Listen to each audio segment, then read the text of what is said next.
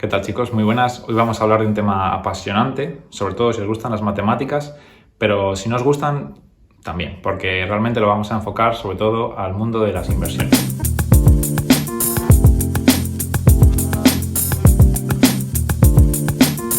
¿De qué se trata? Pues de la ley de Benford o la ley del primer dígito, que es la demostración empírica, teórica, de que si cogemos ciertas muestras de números suficientemente grandes, ciertas bases de datos, como pueda ser, pues por ejemplo, la cantidad de habitantes por municipios en toda España, o la cantidad de votos en cada urna, en cada colegio electoral en una ciudad, o el valor de las acciones de las 500 mayores empresas de Estados Unidos durante el último año.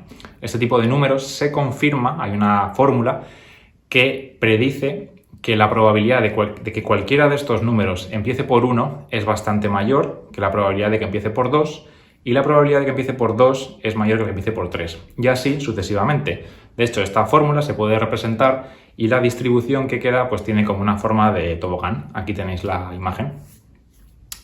Claro, esto suena bastante contraintuitivo, ¿no? Porque ¿por qué íbamos a pensar que la probabilidad de que el número de habitantes de un pueblo de Extremadura empiece por 1 es mayor que la que empiece por 4? Es decir, es más probable que los habitantes sean 1.500 que 4.500.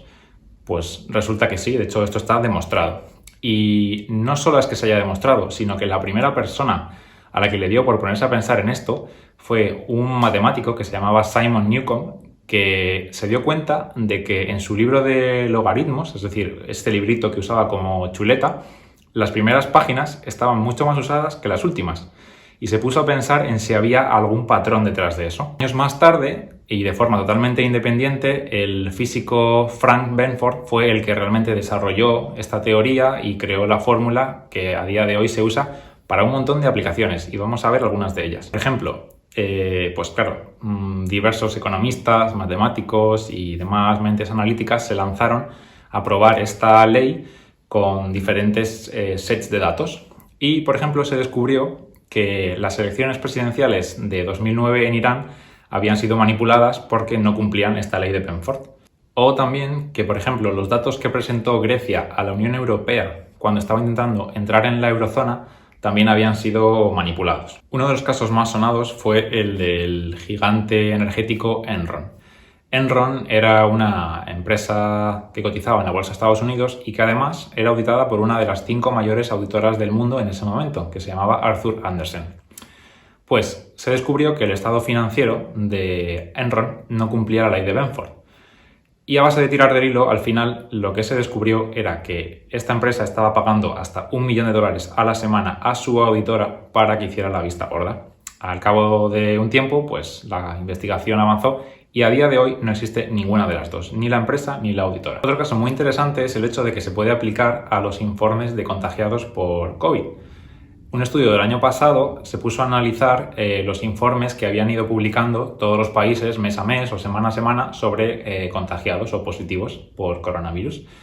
Y bueno, pues se analizaron estudios de un montón de países y, para sorpresa de nadie realmente, Rusia e Irán, pues sus informes no cumplían la ley de Benford, lo que significa que habían sido pues manipulados. Bueno, pues ahora que sabemos un poquito más sobre la ley de Benford, ¿a qué más podríamos aplicarlo? Pues para alegría de muchos se puede aplicar a la inversión en crowdlending. Crowdlending, si ya me seguís o habéis visto algún otro vídeo mío, me imagino que por lo menos habéis oído el término, pero si no, aprovecho y hago un breve repaso. Crowdlending o inversión P2P, también se suele llamar, es un tipo de inversión bastante pasiva que consiste en invertir o contribuir de forma colectiva a financiar préstamos de consumo normalmente, que ya han sido concedidos por entidades de crédito a sus clientes. Si un cliente llega a Cofidis y le pide 200 euros, y Cofidis, después de estudiar hacerle su perfil de riesgo, digamos, se lo concede y le dice que tiene un vencimiento de 30 días y un interés del 12%. Entonces, antiguamente, Cofidis le prestaba los 200 euros y su crecimiento como empresa estaba limitado por la cantidad que tenía disponible para prestar. Entonces alguien se dio cuenta de esto y dijo, ¿y por qué no dar la posibilidad a inversores externos a contribuir en ese préstamo y llevarse una parte de ese interés? Si tú, por ejemplo, en ese préstamo de 200 euros invirtieras 50 de los que están disponibles, tú te llevarías ese 12% de interés sobre tus 50 euros. Y además, en estas plataformas, como requisito indispensable, estas entidades de crédito te garantizan que si su cliente no devuelve el préstamo, son ellos los responsables de devolverte tu inversión. Entonces, imagínate que para diversificar tú pudieras invertir en cientos de préstamos una cantidad muy pequeñita y con un interés que suele rondar más o menos el 12%.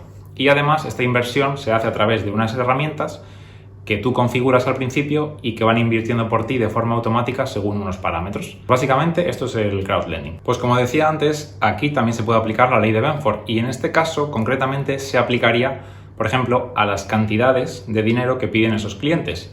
Existen ya varias plataformas en el sector crowdlending que actúan como intermediarias entre las entidades de crédito y los inversores.